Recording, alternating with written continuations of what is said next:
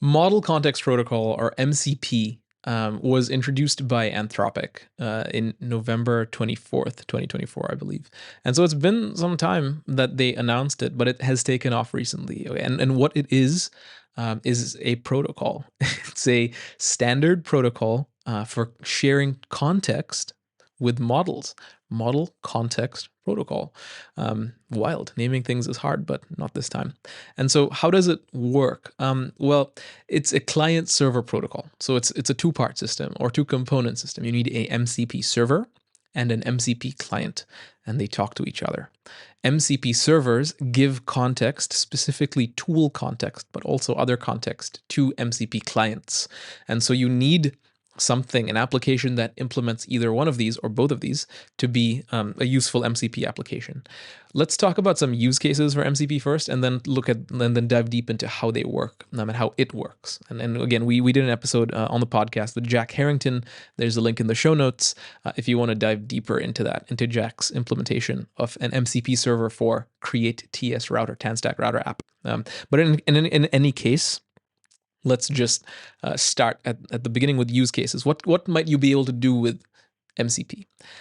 Using MCP, you could give superpowers or extended capabilities to any MCP client. Okay, what's an MCP client? Claude Desktop. Anyone use Claude? Raise your hand if you use Claude, and then feel weird because you're raising your hand in the subway or something. Sorry, it's my inner conference speaker. An MCP client is usually something of a language model, right? Like Claude Desktop is just the Claude model that runs on your desktop. Cursor is another MCP client, which is Visual Studio Code, but with a language model. And guess what? The language model is the application, rather, that uses a language model has an MCP client. Okay, so an MCP client and an MCP server. An MCP server gives context to a client. So an MCP server would give context to something like Claude Desktop. Again, Claude Desktop is just like ChatGPT. Right? It's just like an application where you can talk to a language model. You can send messages back and forth. Okay. And so if you connect Claude Desktop, which is like ChatGPT, which is also an MCP client, to an MCP server, say from Google Flights, and then you send a prompt to Claude Desktop, hey, book me a flight from Germany to Jamaica. And I want to spend $500 maximum, and it needs to be a night flight. So you send this prompt, and Claude, the MCP client, Claude Desktop, will leverage the MCP server to know, okay, so I have these tools available to book flights, and then it will use those tools to book your flight, like as you on your behalf, provided the MCP server is authenticated as you and has those tools. Without the MCP server connection, Claude Desktop will just be like, as a language model, I can't do that. And so you can book flights, you can check your emails, you can summarize emails, you can book calendar events, you can whatever. Like, it can act on your behalf based on the implementation of the MCP server it's connected to. We can make this really, really, really practical with just a total real world example. I work at DataStax, and at DataStax, I created an AstraDB MCP server. Lots of words. What does that mean? We make a database at DataStax. It's called AstraDB. It's a database. It's if you're not a technical person, just think about a database. That's what it is. You can store employee records. You can store sales. You can store. It's a base of data, and so it's the world's fastest, greatest, most scalable, cheapest database, etc. But it's a database, and so oftentimes, operations people in companies need to check the database. I think HR people, for example, want to know, hey, who is the highest performing employee, right? And so they need to open Microsoft Access or some database tool, Excel or something, and look at, okay, so they need to maybe write a SQL query and all this stuff. The AstraDB MCP server that I created connects to an MCP client like Claude Desktop, again, which is like ChatGPT, and gives it tools to act on a user's behalf with our database. And so this person now, this HR person we've invented, can open Claude Desktop and just say, hey, who's the highest performing employee this quarter? And it will on the behalf of this person. It will open the database, do a search. It will understand what highest performing means based on its own agency. It's absolutely bananas. Does it mean the most deals closed? Does it mean the most qualified leads? Does it mean whatever? Like, it will do it's a language model. It's an AI model. It's an artificially intelligent system. So it will already understand what best performing means in most cases, and then access the database and find employees that match that criteria, cross-referencing with other database elements like sales and stuff. And it will tell you, here's the top performers. It will literally do that. And of course, if it can't figure out what you mean by high performing, it will just ask you, hey, can you clarify what do you mean by high performing?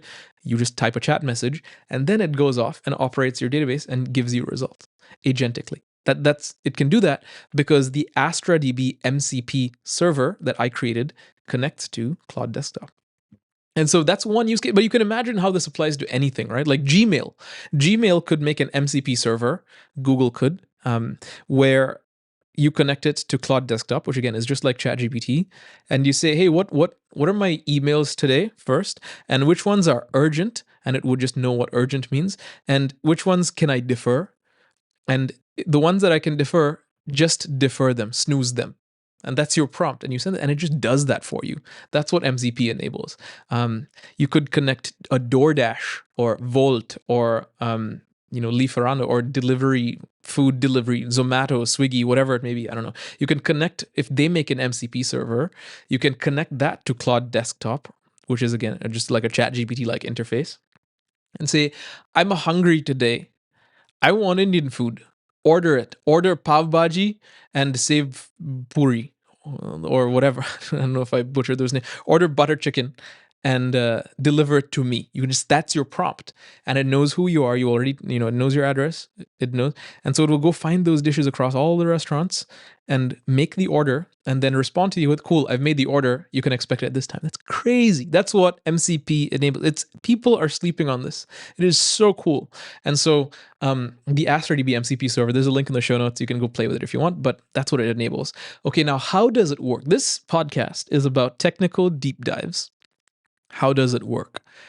Again, we talked about agents. We talked about the agent runtime. We talked about language models. Can they actually call functions? Can they not? What MCP does is it gives context to an MCP client. Okay, how does it work? Let's start by talking about the server, and then we'll talk about the client and how they connect, and it'll all make sense. It's not difficult. It's a protocol.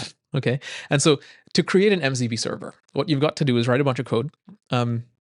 Specifically, I want you to just think of a server, like a web server. It's a long-running process that listens for connections on a port. Okay? It just listens. So you start the server and it's like, cool, I'm ready to accept connections. The MCP server has two capabilities at this time of recording anyway. One is to list the tools available and the tools you write. We already talked about what tools are. They're just like functions with descriptions and schemas.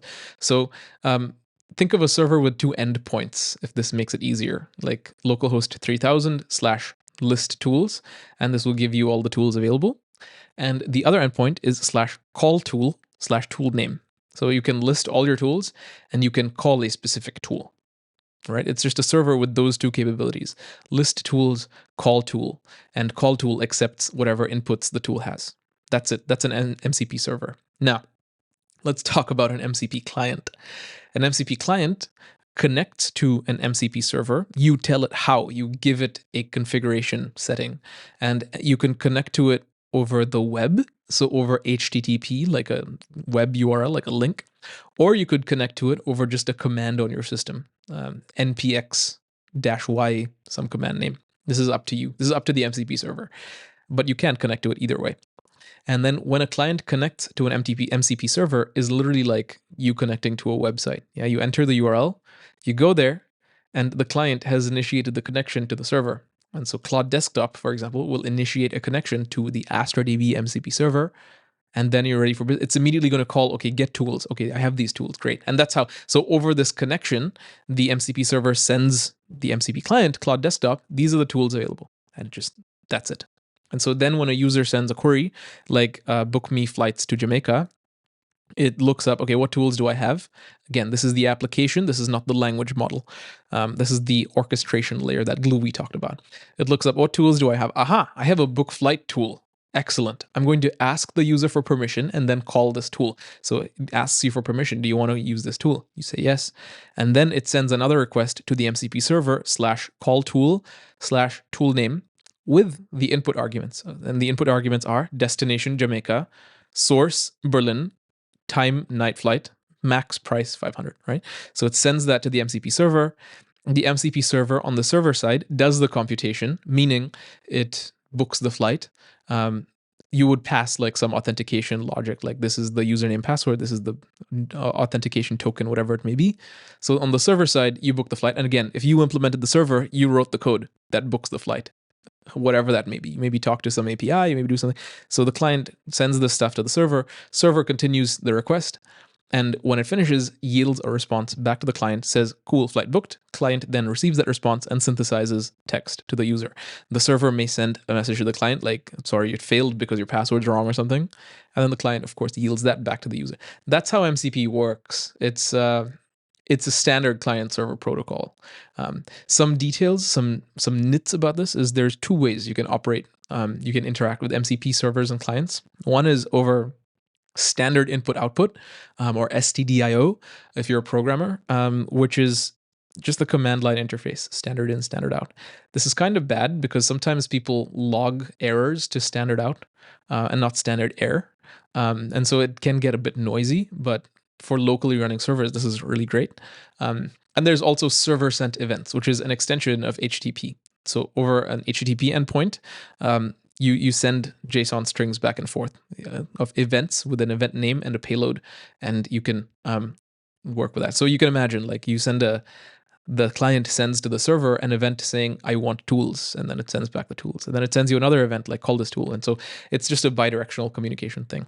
MCP is changing in a very exciting way, because so far it had been a stateful two-way connection.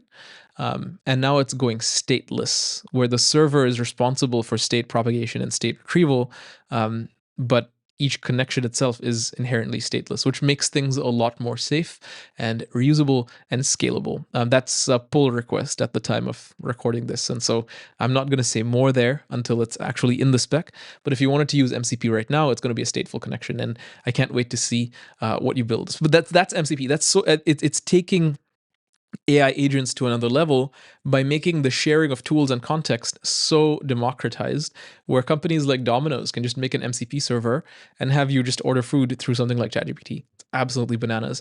And this is paving the way for an agentic future, which is like very, very, very exciting.